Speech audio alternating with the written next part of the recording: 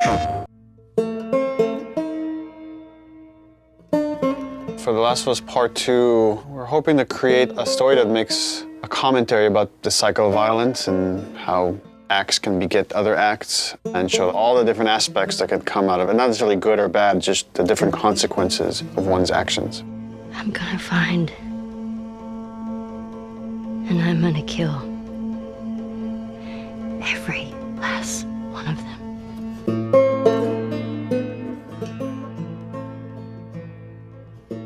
I've heard a lot of people say, why make a sequel to The Last of Us? I didn't even hear the full pitch of the game, but just like the outline of what Neil was wanting to do with this game, I realized, oh, this is something we have to make. This, this isn't even an option. There's absolutely more to do here. There's always the fear that, when you made something great and you're going to go back to it, you're going to mess it up. You're going to mess what made it so special. The test for us was like, can we come up with a story that could, one, stand on its own and be meaningful and have weight, the same kind of feeling we had when we came upon the story for the first one. But also now, because it's part 2, it has to be additive. It has to take the first one into consideration, that if you played both, then you get like a bigger narrative. The thing that Neil really cared about, that the studio really cared about, is honoring Ellie and Joel specifically, and their journey as characters. What is the honest next steps that they would take? What are the truest moves that we could see them do? The Last of Us 2 expands on the first game, both in the relationship between Ellie and Joel, the relationships that we see Ellie having, and just the greater world that we're in, and we see more of it. It's a genre story about this infection that turns people into these crazy monster-like humanoids. The core of it is about these really intimate, intense relationships. At the start of the game, Ellie is 19. She is living in a safe, secure community.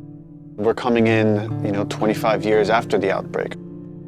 And you, as Ellie, live in Jackson, which is this kind of somewhat tranquil town in this really messed up reality. She has real community now. She has people who love and care for her, willing to sacrifice for her. Joel is also very settled down. He's now part of a town. He's no longer a smuggler. Actually, the town relies on this guy that is a very capable killer, and that's something these towns in this world need.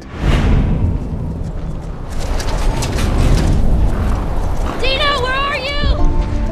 And then Jackson and Ellie are shaken by a violent event.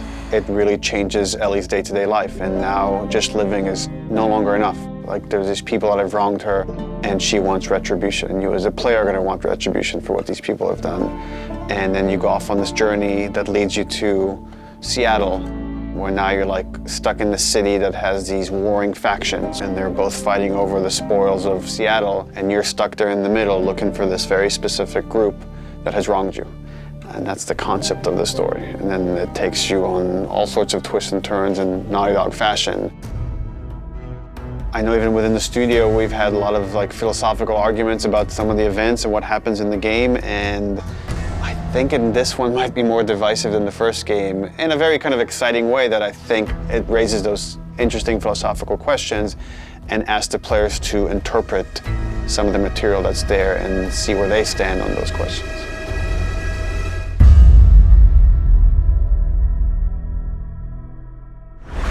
PlayStation